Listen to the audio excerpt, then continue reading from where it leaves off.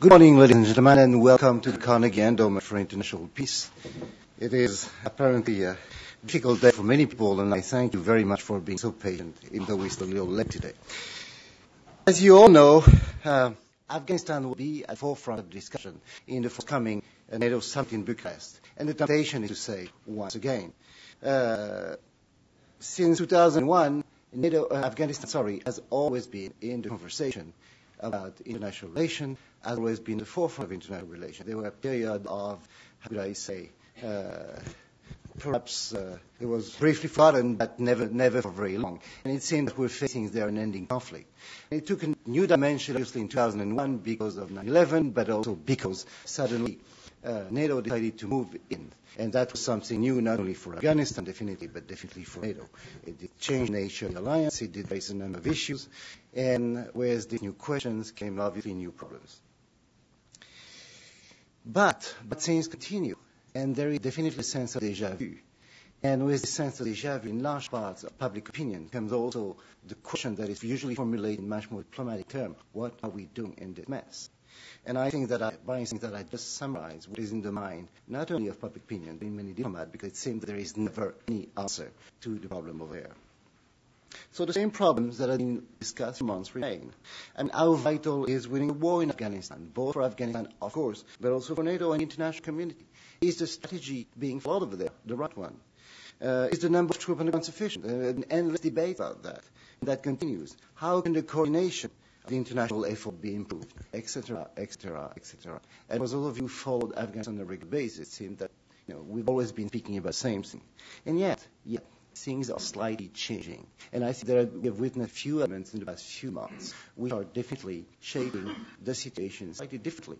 I mean, not necessarily in a decisive manner, but they ask new questions which, in a sense, will have to be answered, and they will have to be taken into account. Within the international community itself, very recently, after months of discussion again, a new UN representative for Afghanistan has been named, Ambassador Haidar. He combines an experience of both NATO, because he was based there at NATO headquarters, and at the same time of concrete UN operation in the field, both in Kosovo and Bosnia.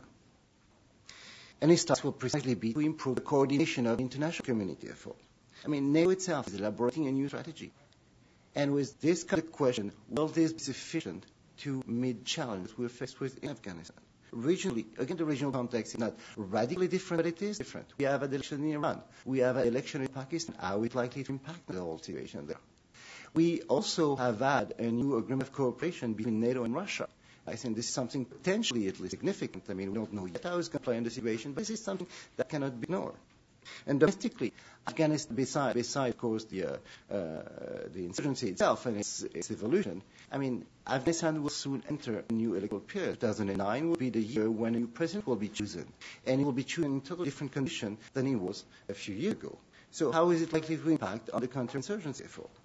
So, as I said earlier, none of these elements are decisive per se, and many of them raise just as many questions to provide answers, yet they cannot be ignored in any of our reflections on Afghanistan. And this is to partly engage in that direction. We have invited this morning Professor Jalali. And I'm extremely pleased at a personal level and honored to have him as a speaker this morning. I mean, you all know him. He's a distinguished professor at the nearest South Asia Center for Strategic Studies at the National Defense University here in Washington, D.C. Before that, and perhaps more importantly, also there's no offense here to NDU. He was the Interior Minister of Afghanistan. He has both as an Afghan who has lived as taking part in the resistance, and also as a journalist, knowing the U.S. full well, knowing the issues full well. I think no one could be more qualified to address some of the issues. Give us both an Afghan perspective while taking into account, at the same time, the international constraints. I mean, for those reasons, we're all happy to have him with him. And with no further delay, I'm going to give him the floor. Professor Jalali, please.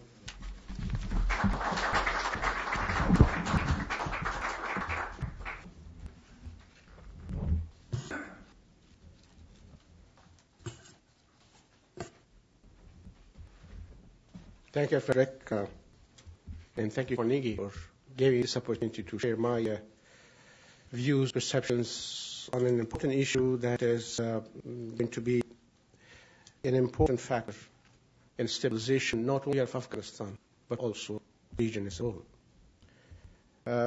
As Frederick said, next week, April 24, Romania is hosting the 2008 summit meeting of NATO heads of state and government in Bucharest. The meeting generally is termed as the largest NATO summit in history. It is expected to draw up a vision statement laying out NATO's long-term objectives in Afghanistan. The statement is intended to reconfirm the Allies' unified approach and action in achieving these objectives. With a series of preparatory work during the ministerial meetings, it is expected that a timeline, military and development strategy with a series of benchmarks to be achieved over the next 5 years will be adopted in Bucharest. This will include expanding the reach of the Afghan government in face of Taliban-led insurgency, curtailing the illicit opium trade, enhancing the capacity of Afghanistan national security forces, that's Afghan National Army and Afghan National Police, and ensuring peaceful presidential elections next year. However, at the expense of the past and decay, adopting joint plans and strategies is the easy part. Implementing mechanisms in place, unifying efforts and coordinating actions of all stakeholders at tactical, operational, and strategic level is a difficult job.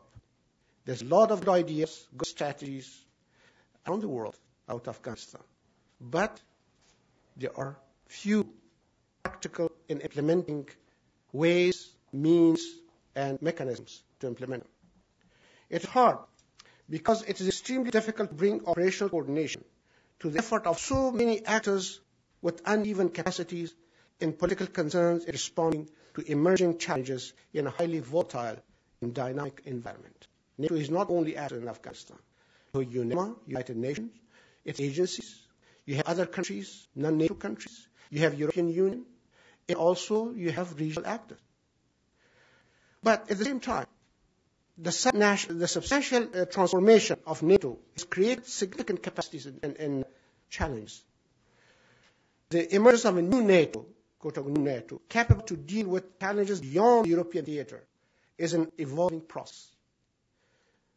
The enlargement of the transatlantic alliance, both in terms of membership in geographic span and its growing role in a complex globalized world, has contributed to considerable differences in defining specific threats and challenges and ways to respond to them.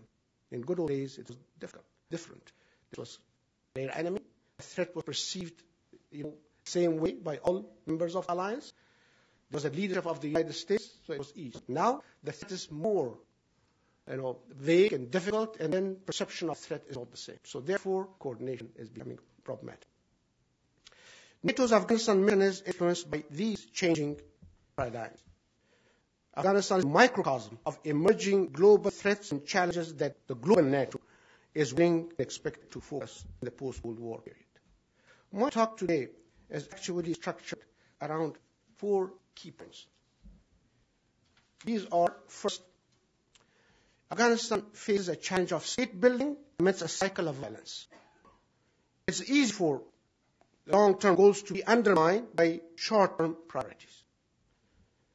Many actors, different levels of commitment, different level of resources are there, so therefore coordination in bringing together a unified strategy, or adopt a unified strategy, and implementing it is extremely difficult.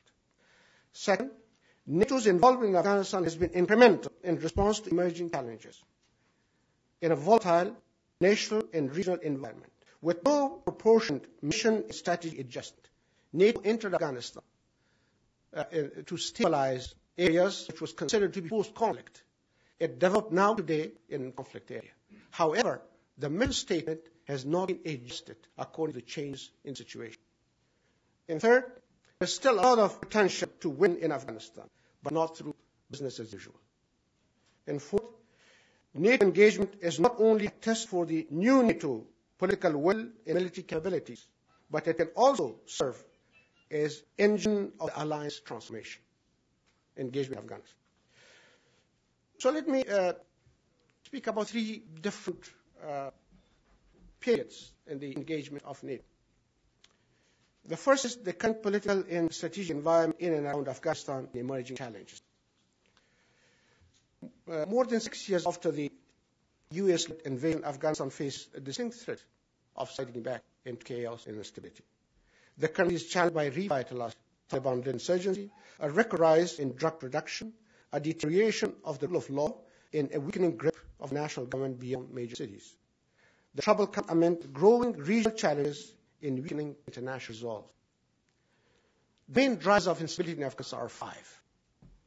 A chronic weakness of the Afghan government and state institutions, a revitalized insurgency, an exploding drug production, and a weak economy.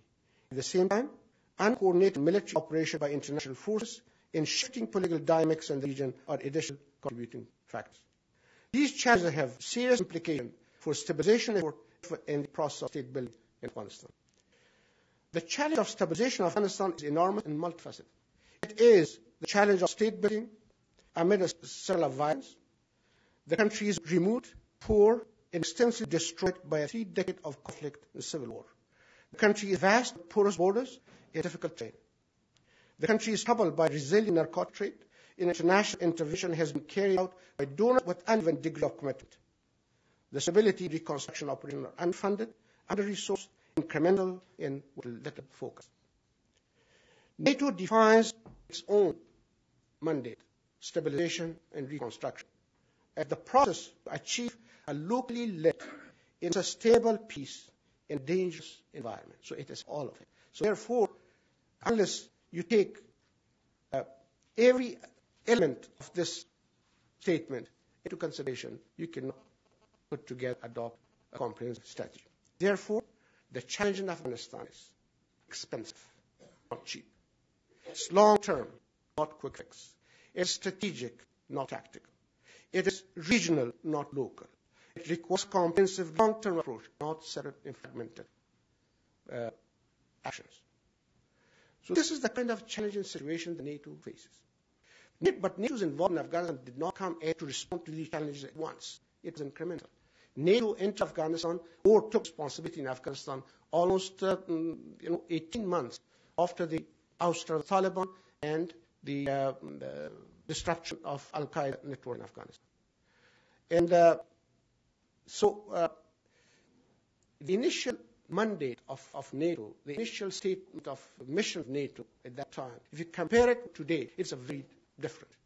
The challenges are different. The environment is different. However, there's a little change in the perceptions of the threat and the challenges in the minds of alliance as a whole. So therefore, different countries are looking at it from different perspectives. So as I said, it is an alliance that actually agrees on mission at all. However, they do it through different, separate, fragmented operations. There's no one operation of NATO in Afghanistan. If you go to Kandahar today, you will see the map of Kandahar and the PRT of Canadian forces. Go to Lashkargah, you will see the map of Helmand there, or the Tankot, the map of Uzgan. Go to Mazar, you will have the map of Mazar-e-Sharif there, of Balkh province. You do not see the map of Afghanistan. Plus, NATO's mission is renewed every year. And people who go to serve this 6 months, 1 year. So therefore, this conflict memory, or the memory is not strategic memory, is not there. So therefore, NATO is a very unique, very strange involvement of NATO in Afghanistan that you can find examples of it in the past. So therefore, we have to think new. We have to be creative in order to make this mission successful. I was there in the first 2 phases of the NATO in Afghanistan, and also the preparatory phase 3. It was in August 2003 that NATO took responsibility for ISAF, International Security Assistance Force, that was mandated by the United Nations Security Council right after the ouster of Taliban, to be deployed in Kabul in order to provide security for the interim government that was took power in December of 2001. Before that, the Security Council had to go around, ask countries to take leadership of ISAF. The first ISAF was commanded by the British, of General McCall. And then after 6 months, it was Turkish General Zulu. I was there when he took over. And after that, General Van Hals, then he took over. At that time, NATO was asked to take responsibility to bring some kind of continuity of command and control over the NATO. That was in August 2003 that NATO took responsibility. And then, after so many calls from the international community, from Afghans, for ISAF to expand to the provinces, then NATO or ISAF agreed to expand to provinces, but however, in a form of PRTs. First to the north. Now, what is PRT? PRT is a group of 150, sometimes 250 military and non-military officials who were charged with the position of expanding the authority of central government to provinces, peripheries, to facilitate a secure environment, and also to facilitate reconstruction. Now, in those days, that was easy to do this. In fact, the two PRTs that helped me a lot was PRT of Gardez in 2003 and PRT of Mazar in October of 2003. In the spring of 2003, Gardez was in chaos. It was all thugs and ballers were controlling it. Now, I restored law and order, stabilization, with replacing police chief, replacing the division chief, the army division chief, replacing the governor, with only 200 police officers from Kabul. However, that was successful because PRT had kind of the presence of PRT meant the presence of the international community, of the Operation Enduring Freedom. That was an outpost of the international community. That PRT was actually, as some people call it, the tip of an iceberg. The iceberg was there. So they knew that if something happens to this PRT, there's a great force behind it with a very clear mission, with a very clear determination, intention to come and interfere. So Gardez, with the help of the PRT, was stabilized in less than a month. And in October of 2003, two factions fighting with tanks and artillery in the north, with civilians dying there. Two factions, nominally the heads of two corps, 8 Corps and 7 Corps, of General Dutham and General Lala. And the PRT actually was instrumental in forcing the two, when I went there, and presenting the central government, not only to stop the fighting, disengage the warring factions, to dissolve the two corps, or two factions, military factions, and then collect all heavy weapons, tanks, artillery, piece, everything. And from that day, you have peaceful conditions in the north. And then PRT was, because, again, that PRT had a strong international backing behind it. If compared to today's PRTs, some PRTs are efficient, some PRTs are called showcases. Some countries only wanted to add a flag to ISAF and come there, and they rarely go out of their compound. And sometimes I use the Coca-Cola, terminology for it, to call it PRT Classic and PRT Light. And there are also some PRTs, coffee and free PRTs too. Now the first phase was actually PRTs. However, these PRTs had a strong backing of Operation Enduring Freedom, coalition forces behind it. And the phase two, from Kabul, the phase two, it extended to the north from Badakhshan all the way to Faryab. And then phase three, it went to the west. However, that took place in 2005. 2005 was the time that the Bonn Accord actually complete. Presidential elections were held, and the parliamentary election was held in September of 2004. Then there was a call from the Afghan government to have the ownership of the strategy. In those days, since the insurgency was not very strong, the Afghan government's ownership was important. So therefore, Afghanistan had an elected president, had an elected parliament, and then it had a national army, national police, and other institutions. So therefore, in 2005, then you had that new revised operation plan by foreign ministers, recognizing Afghan ownership and establish more efficient coordination with the Afghan government. That worked very well too. In those days, in three cases, when the Afghan government wanted to remove some powerful regional strongmen or power holders, PRTs actually were supportive of government. At that time, Afghanistan was supported party, not supporting party. And the international community was supporting party, not supporting party. So that was also easier those days. However, phase three was different. The phase three was the expansion of NATO to the south.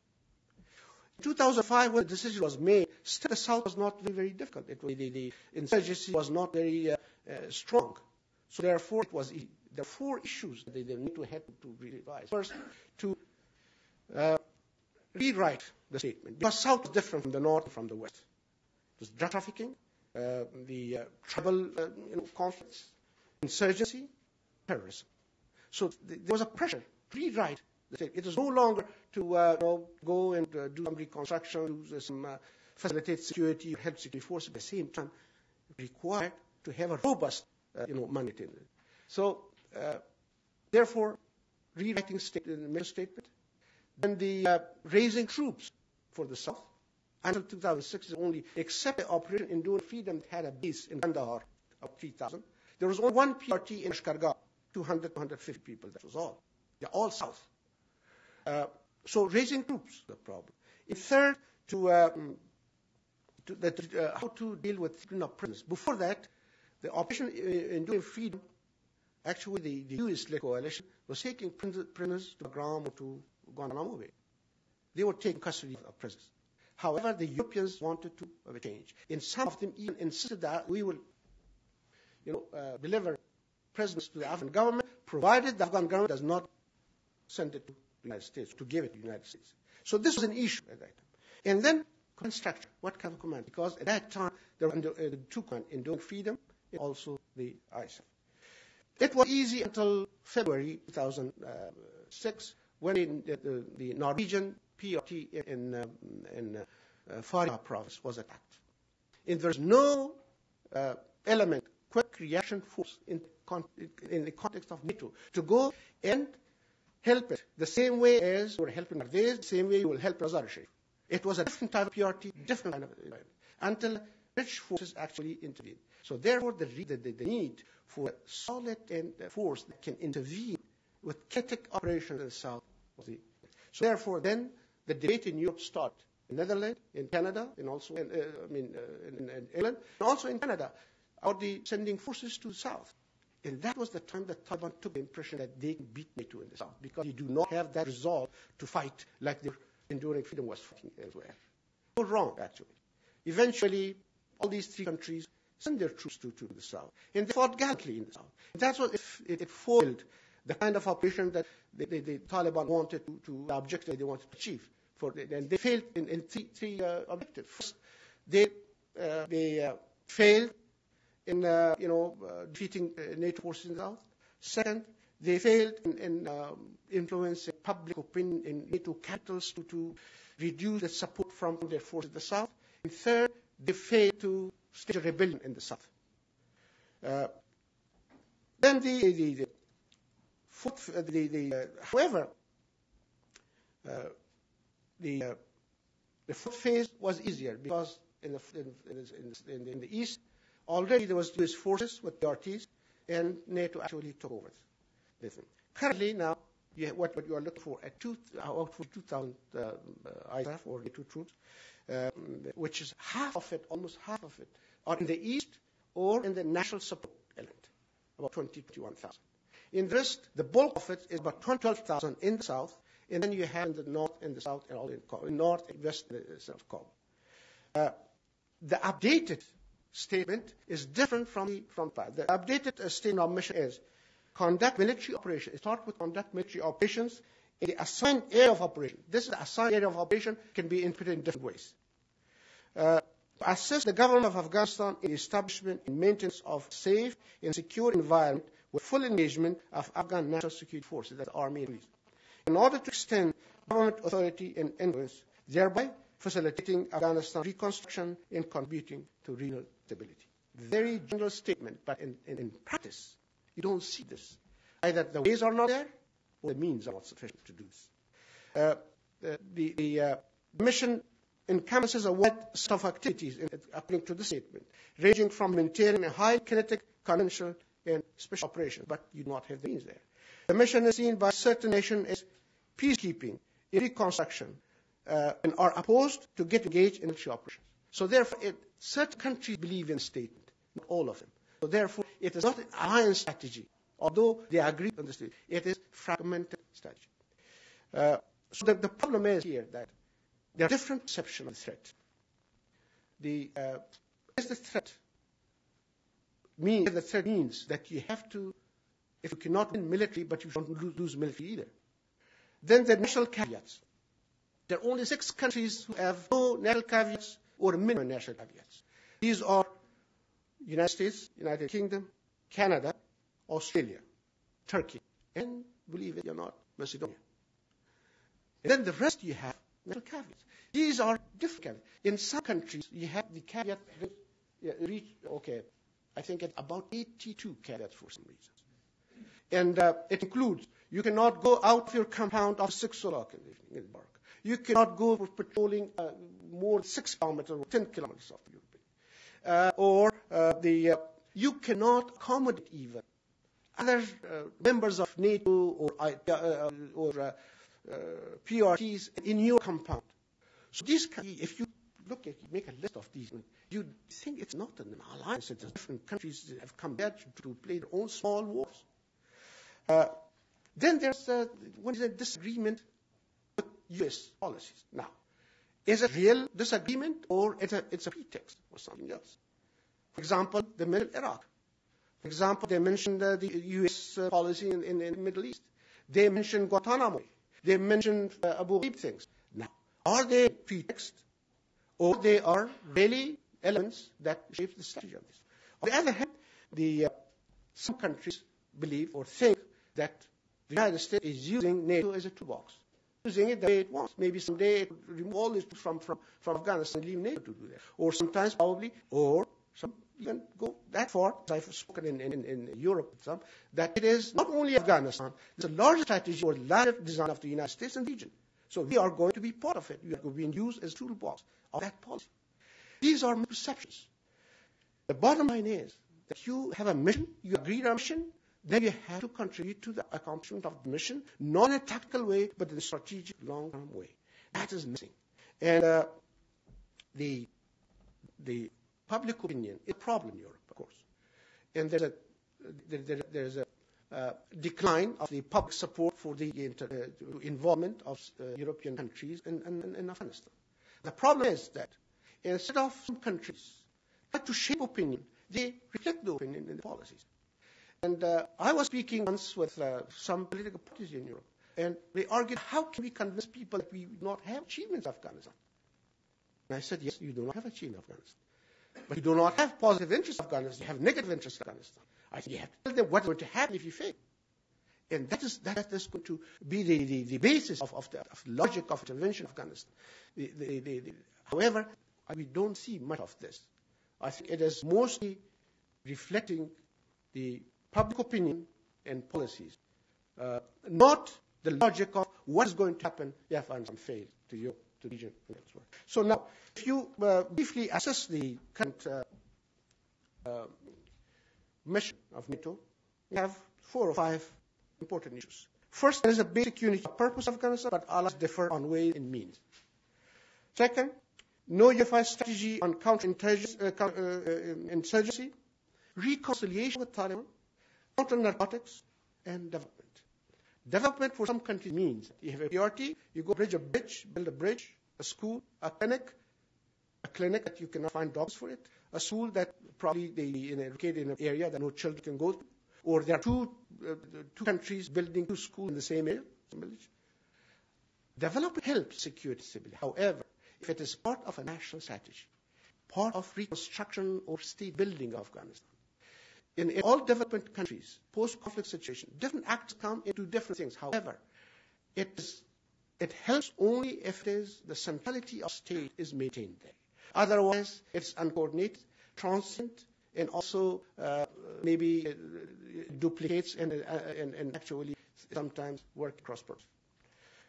The counter-narcotics, although 90% of opium or heroin produced from Afghan heroin goes to Europe, but there's no strong determination to get involved in counter-narcotics.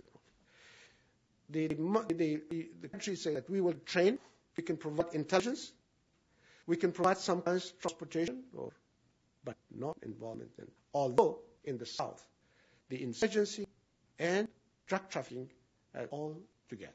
You cannot separate them from one another. If you find insurgency, you have to fight counter-narcotics trade too. The reconciliation with Taliban has not been integrated into an overall strategy.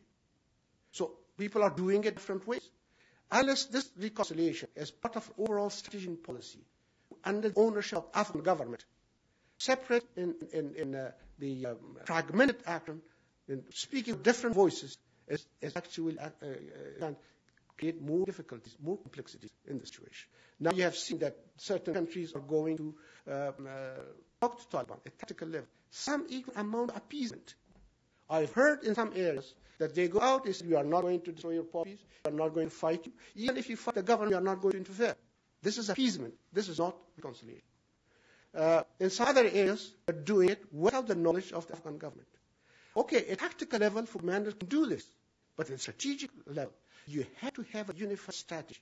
Because in Afghanistan, you're facing three types, different types of insurgency. One is traditional, historical. That's local, non-ideological, and tactical. Those who fight the government, they want to reestablish an equilibrium that has been destroyed. Network of tribes, clans, and others. The second is the Taliban-led core Taliban insurgency. They will not settle for less than taking over.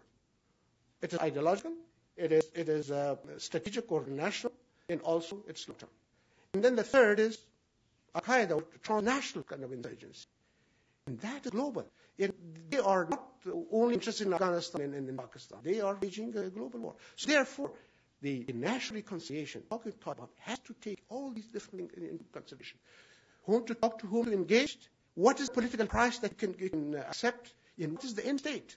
There's a growing suspicion in Afghanistan that some countries are trying to find colonial kind of solution to the tribal issue in the south.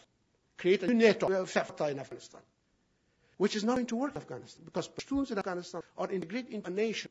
It's everywhere, north, south, east, west, everywhere. It is not only in one area. Second, the people have negative perception about Taliban. They do not want them to come back, even locally. And third, if you go to treat these people in the south, tribes in the south, separately, it has a domino effect. It's going to spread other parts of Afghanistan. And that is recipe for fragmentation of country. And then the command and control is the major problem. The ISAF, Operation Enduring Freedom, CESTICA, or the Combined Security Transition Command for Afghanistan, USAID, and also national commands. They're all different channels.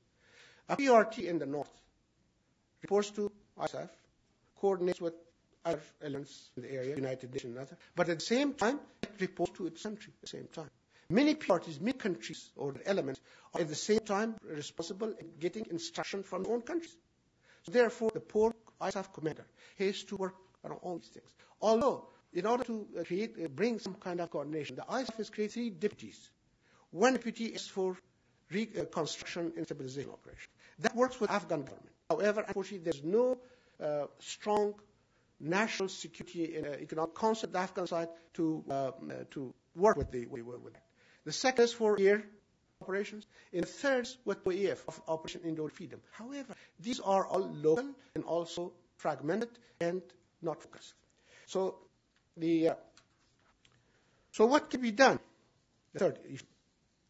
I think there are 3 major issues for the NATO.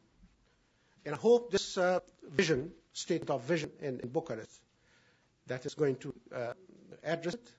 And then there will be a major united effort to make it possible to implement. These 3 issues is one is strategy. The strategy, the stabilization and reconstruction, is part of overall strategy. It is not the whole thing. Some countries believe this is their mandate. Counterinsurgency operation cannot be won militarily, but it can be lost militarily. The counterinsurgents never win. Only insurgents never win. Only counterinsurgents lose. So therefore, this should be taken into consideration in the overall strategy. On the other hand, NATO is not going to defeat Taliban in Afghanistan. Afghanistan will defeat the Taliban. So therefore, building that capacity in Afghanistan is important. Therefore, you have 2 challenges. Fighting the insurgency that you face. In building the capacity, long-term state building, that eventually will take over. Now, the challenge is this. How you reconcile the competing demands of these 2? That should be resolved in the overall strategy. Second, the means. The means are not enough. There's a call from everywhere that the troops, money, and time. We need troops, money, time. Okay, it depends on the level of troops, level of money, level of the development of the Afghan government. Means not only troops, but at the same time, capacity to accelerate the development and creation of Afghan capacity, Afghan institutions, particularly Afghan army and Afghan national police. Now, in 6 years, major investment of the United States. Now we have an army of about 50,000, around 50,000. With police, from 2002 to 2006, Germany invested 70 million euros, about $80 million only in 6 years. While the US took over, it's billions of dollars that they're spending. However, that program is late. Now, on the other hand, dumping all demobilized militias on police actually created that problem that you cannot resolve it easily today. So therefore means also how to accelerate building the capacity of our government to make it a good and efficient partner. And with terms of troops, you have to have sufficient troops that you clear an area from insurgents, hold it and rebuild it. That capacity is not there. Now, there is a call of 7,500 troops. The United States is sending 3,200 troops. 1,000 will go for the OLITs, or Operation Military Liaison Teams, which is meant to for the Afghan army and police. But by some calculations, until Afghan institutions are capable to do the job, I think there's a need for double the number of ISAF troops, up to 70 to 8,000. Where is the number? I don't know. We have to think about it. First, the command control. The counterinsurgency is 20% military. That NATO is doing it. 80% non-military, there's no ownership of 80%.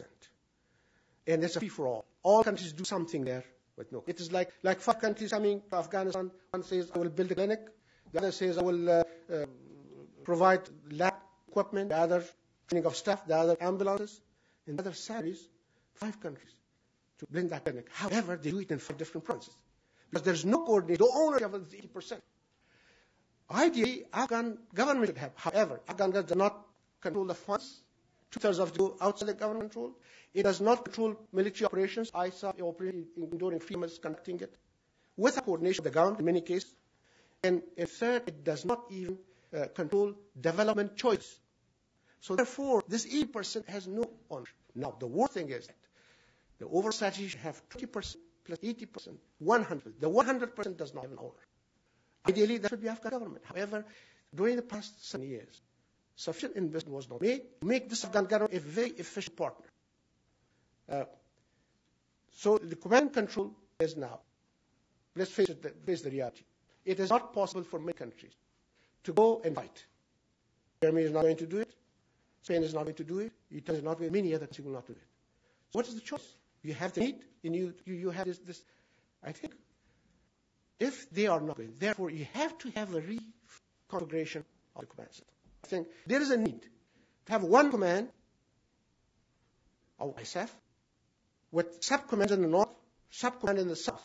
Those who are willing, the United States, go to the south and address for stabilization, and reconstruction operation in the north. In the same time, the command, the overall command, should also take responsibility for coordination, looking at regional issues in the north and Central Asia, in the south and Pakistan.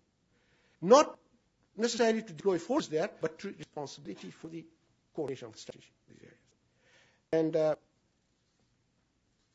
to conclude, I would say that there is a lot of possibilities to succeed Afghanistan for 4 main reasons. First of all, the Afghans are tired of war. They want to peace. They accept the presence of the international community. They support the president. Second, the institutions that was built, foundations laid during the past 6 years, I think can build on these institutions. You are not in 2001 to start everything from scratch. And third, Afghans support the current political process. They do not see Taliban in despite of the problem that they face in the south. And finally, I don't think the international community or global NATO will afford to see the effort of Afghanistan fail, because it's not going to be Afghanistan. It's going to be a real problem and beyond. And so therefore, Afghanistan has both. It's a microcosm of what NATO can face in this global role. You have all things. Sometimes I call this problem in Afghanistan and South Asia the theme park of problems. You just name a problem, it's there. The kind of problem that you local, regional, transnational, you have it there. drug trafficking, smuggling, everything. So therefore, it's a microcosm of the kind of threats that NATO as a global role is going to face everywhere in the world now. So therefore, it's a test for NATO. Is it going to work or not? If it does not work there, I don't think it will work anywhere else. And at the same time, it's good. Afghanistan probably will contribute to this new global NATO because it can serve as an engine of transformation of NATO. I thank you for your attention, ladies and gentlemen. Well, thank you very much, Professor Jalali. We now have a bit of time for a Q&A session, and I'm sure that this very comprehensive presentation will raise a number of questions in the audience. May I just request all of those who have questions to briefly introduce yourself before asking a question.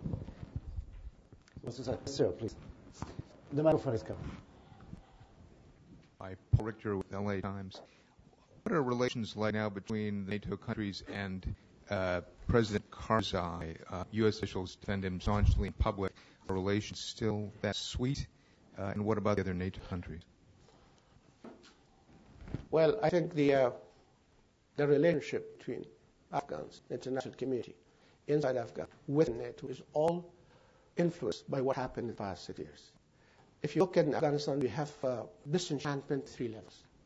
At the grassroots level, there's a disenchantment with the failure of the government to provide security and service to people. So it's dangerous because it pushes people toward insurgents, Taliban, drug traffickers, unemployment. The unemployment can create a lot of problems for people. This is one level of disenchantment. Then there is a second level of disenchantment. That's at the government level, President Karzai and the international community. Now, what happens at the grassroots level, it also reflects on the perceptions of the government. The government believes that it did not receive the sufficient support from the international community. The international community did not respond to the demands of Afghanistan, but supplied what they thought they could do to Afghanistan. It was a supply-driven project, not a demand-driven project. So therefore, on the other hand, everything was done, in many cases, outside government control. So therefore, there is a disenchantment with the international community. For example, you heard disagreement on the use of airstrikes and counterinsurgency operations. If insurgents are hidden in a village among population, shooting them or hitting them with artillery and airstrike creates civilian casualties. And then you also heard that talking to Taliban without knowledge of government actually irritated the government. Many other things like this that was done without coordinating Afghanistan. On the other hand, look at the counter-narcotics. The international community, many partners are fighting among themselves to deal with it. And I heard from President Karzai himself that he said, they say something, there's something else, we don't know what to do. So this is a disenchantment too. And this is also dangerous because it forces the government to make tactical deals with other power holders, warlords, who have their own agenda. They are not interested in stabilization, unstable situation, or interventions. The third is, which is becoming very, very, source of concern to everybody, is at the international level. What happens in London, what happens in capitals of NATO countries, public opinion, that are asking their governments to leave Afghanistan or to reduce their engagement in Afghanistan, involvement in Afghanistan. That's another level of disengagement. And this is dangerous because this sends a signal to Taliban and also to non-state fighters that they hedge their bets. The regional powers also, they try to hedge their bets. And that contributes to stability in Afghanistan. So these all are part of the problem that I hope that a unified strategy, a resolve at alliance level should address. I was a resistance during Soviet occupation. Mujahideen have saying that Russians have all the watches, we have all the time. Now Taliban copied this. They say that West is all watches, we have all the time. Sir, please.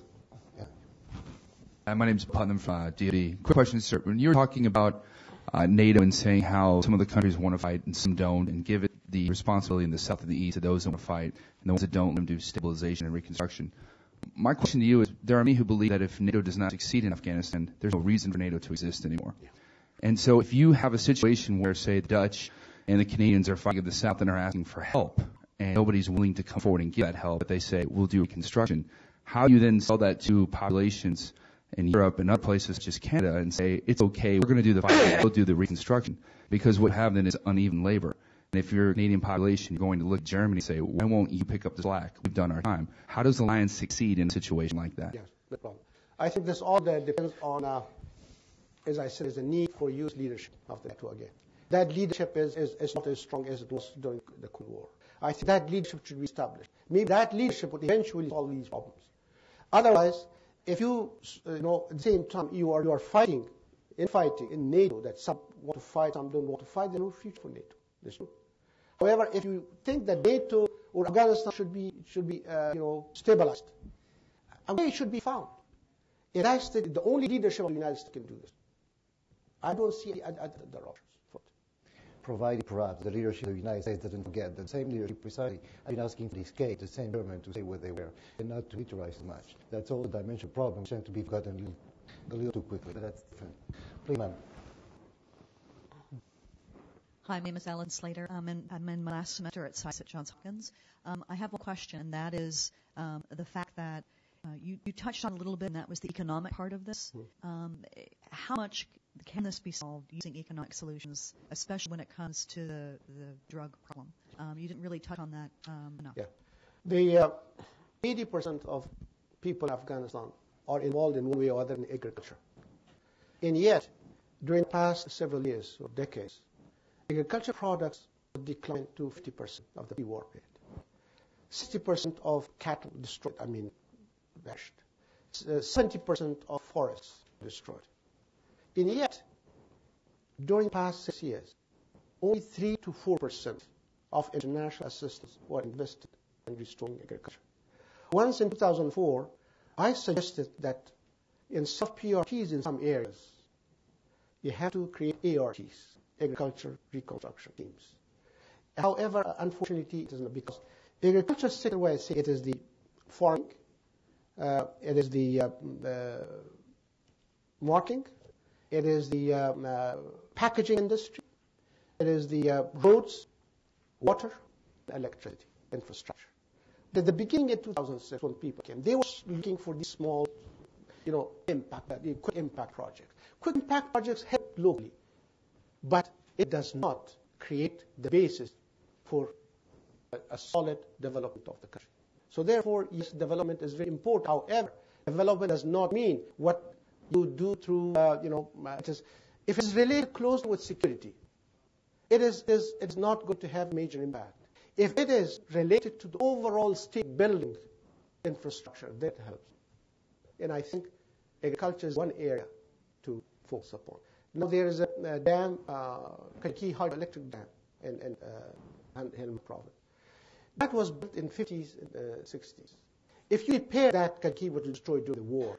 It provides electricity to about 2 million people in Kandahar and Helmand province that can make major impact, major changes in the lives of people. However, because of the lack of troops to provide security in order to repair the building, it is there. And the control of Taliban and Musakala for over about a year actually prevented repair work on Kajiki Dam. This can also provide water for irrigation, also revives agriculture in that area, which actually is a response, is a measure to stem growing of population. Well, if there are no questions right now, let me ask you a couple of questions regarding the regional situation. Not to deal with Pakistan, surprisingly, but to address the role of other, or potential role of other Asian power. After all, Afghanistan is an Asian country and is operating in the backyard of many other regional giants. I'm thinking, of course, of India, but I'm thinking also of China. Is there a role, if any, for those two countries in Afghanistan? If so, what kind of role, and what will be limitation to their role as well? Yes, the international consensus in 2001 was a major factor in bringing the new order in Afghanistan. In Bonn there was a consensus among international partners. That consensus is on now, because different countries look at Afghanistan from their own regional interest, which has changed since 2001. Look at Uzbekistan. The country Khanabad was the base of our forces. You don't have to see that. At the same time, Russia was very cooperative in the Bonn process, and then later on. But then China the same way. Recently the Shanghai Cooperation Organization, seeing that the Afghanistan is sliding back into chaos, actually suggested that a conference by Shanghai Cooperation Organization should be held in order to find a solution for Afghanistan. So it is the countries like China and Russia are looking at Afghanistan today because of their views about other issues that they have with the United States and Europe. So therefore, I think the recent overtures by Russia to cooperate in Afghanistan is something that you have to look at with an optimistic way. If they can find a way, however, it is not going to be participation in NATO operation in Afghanistan, because recently you have the protest and demonstration in Afghanistan that heard that Russian troops will come to Afghanistan. So therefore, yes, they can play a major role. They can have a productive role. However, I think it depends on their views on other issues around the world. It is probably missile issues, other things, are all factors that they also share their views on Afghanistan. What about China? China has been, from the beginning, supportive of Afghanistan and the stabilization of Afghanistan, because China's concern in this Asia, Central Asia, Afghanistan, is security and energy, and in both cases, stabilize Afghanistan is welcome by China. However, the presence of U.S. force in Afghanistan, in perceptions that is not only for Afghanistan, but for the whole region, that creates some misunderstanding, misperception. And I don't think this is the case, because in Afghanistan, there were times that we were trying to move some of the U.S. forces in order to stabilize some areas in the West. It was very difficult because the partnership between Afghanistan and the United States partnership is only on the paper. There's nothing practically done in order to a context of that partnership. I think the United States is not interested beyond Afghanistan. Afghanistan is important for the United States to be stabilized, because it's also an element of the stabilization of the region of Afghanistan and Pakistan. But I don't think it is a very great design for Central Asia or some other. So please. Ken Dillon, the Press. I'd like to return to the question about agriculture, which, as you pointed out, is very important in Afghanistan, and specifically to the question of alternative livelihoods to poppy growing. There have been many attempts, but there has not been much funding for them until there was supposed to be the Counter-Narcotics Trust Fund, which had various figures, 70 million, was supposed to have 100 million, whatever, a lot of money in an Afghan context. I wonder if you could give us your assessment of the attempts so far at alternative livelihoods, your views about what has happened to that Counter-Narcotic Trust Fund money, and your ideas about where we should go on the question of alternative livelihoods. Well, there is a different perception about alternative livelihood. Alternative livelihood helps only if it is considered as a goal, not as a means. So far, alternative livelihoods has been used as a means. Go to a farmer, help him with some seeds, some fertilizers, even in 2002, but it's not sustainable. What is going next year? In the past, several times there was eradication, but it was sustainable. Alternative livelihood was not sustainable. So therefore, I think the solution should be sought through development approach. You have to do something in order to change that culture. It takes time. Until you do this, I think instead of there are some Service Council actually is promoting this idea of licensing but I think there were some ideas that might have worked in 2003, 2004. Instead of providing alternative livelihood to farmers who grow poppies, to subsidize illicit crops by listed at a higher price. It would encourage the illicit agriculture, because in many cases when they paid or compensated the opium growers, it actually encouraged areas which did not have any culture of poppy growing to grow poppies, because somebody would come and help you. However, alternative livelihood is a very difficult issue. A hectare of 1 hectare of land growing poppy, actually the revenue from this for a farmer is around $5,000. Well, it depends, between $4,500 to $5,500. If you grow wheat, that's 1 hectare of land, then it's not more than $400. So therefore, compensation of it is very difficult. However, you can do that. You can buy over a period of time, like 5 years, 6 years, gradually reduce it. First year a high price, then you reduce it until 5 years, and you see that agriculture grows, or the orchards, or the fruits actually bear fruits. Then at that time you change the culture. But at the same time, you have to go after traffickers, because in Afghanistan, the producer do not create traffickers. Traffickers create producers. And on the other hand, the 78% of the revenue goes to traffickers, not producers. And 20% only to farmers.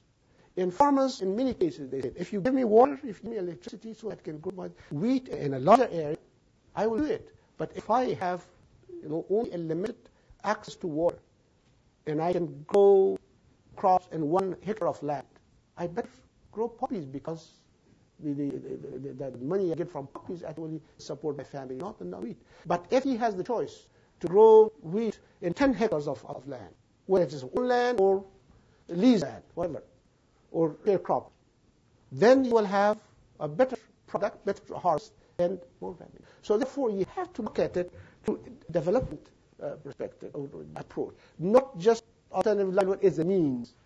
And you talk about trust fund, that's fine. However, there is a national drug control strategy on the books. 4 priorities. First is disruption of traffic network. 4 priorities. Second, providing alternative development. Third is building institutions. And 4th, reducing demand.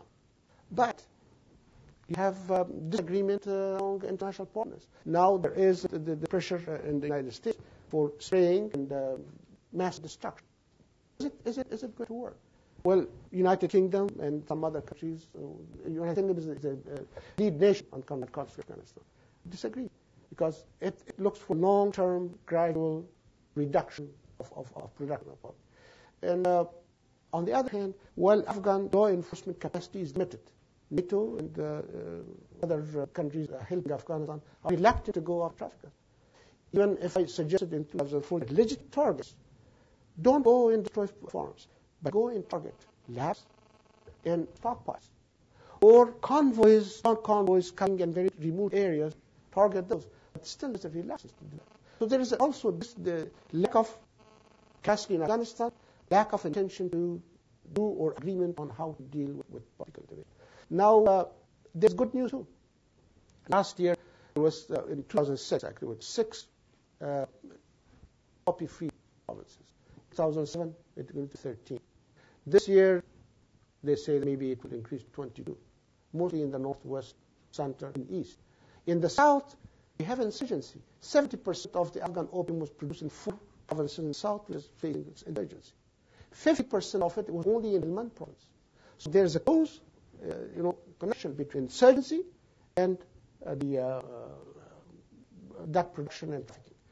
So therefore, it is a question of security, with the improvement of security at the same time. So, in other words, you have to mainstream the drug control strategy into all aspects of development: governance, security, economic growth. And now is low-risk activity in a high-risk environment. You have to reverse this proportion. Make it a high-risk activity in a low-risk environment. Jessica, we still have time for 2 questions. Thank you. Jessica Matthews at Carnegie Endowment. I wondered if you could just tell us for a minute about Iran's current role and how it interacts with NATO and with the U.S. especially. Iran has been very supportive from the beginning about stabilization of Afghanistan. Not only because Iran was actually at one point in open hostility with Taliban. And Iran took it as a blessing for ouster of Taliban in Afghanistan. And on the other hand, stabilize Afghanistan and also provide the market for Iran. It's reached to Central Asia. And therefore, Iran saw its interest in a stabilized Afghanistan. At the same time, Iran has a problem of drug addiction, drug trafficking. And Iran, with cooperation with the United Kingdom and also DC, cooperated with Afghanistan to stem flow of drugs across the Afghan-Iranian border. However, with the deterioration situation in Afghanistan, with the intensification of, differences with the United States. Iran has now also pursuing two-track policy. On the one hand, it helps the Afghan government. It continues to help in reconstruction of Afghanistan, building roads, and particularly in Herat and in roads and other parts of the country. But at the same time, Iran, like many other countries, try to hedge their best to create new spheres of influence and look for proxies. So if the situation, if troubles are brought to Iran, they will be able to bring troubles to the United States and Afghanistan. And unfortunately, now today, the Herat is very, very unstable. Iran was very stable till 2006. Now you see many, the last 2 weeks, I think 98% of cores, the traders, merchants, actually staged a protest in Herat. They strike to protest insecurity in Herat. Herat was a secure place. So why is happening? Because there are some influence. It's not only from Iran, but many neighbors of Afghanistan who were supportive are now trying to hedge their bets, even in Pakistan. That Frederick can talk more about. Definitely not. Not today, at least. Well, Professor Ali, thank you very much. This session is now coming to a close, but I'd like to thank you for a very comprehensive approach. I think that does open many paths to different thinking in the future. I think that does also make very clear that this Afghan strategy cannot be discussed in isolation from Afghans themselves. And this is certainly one of the lessons that grow from this session. With that, thank you very much for you all for coming today, and a good day to everyone. Thank you very much.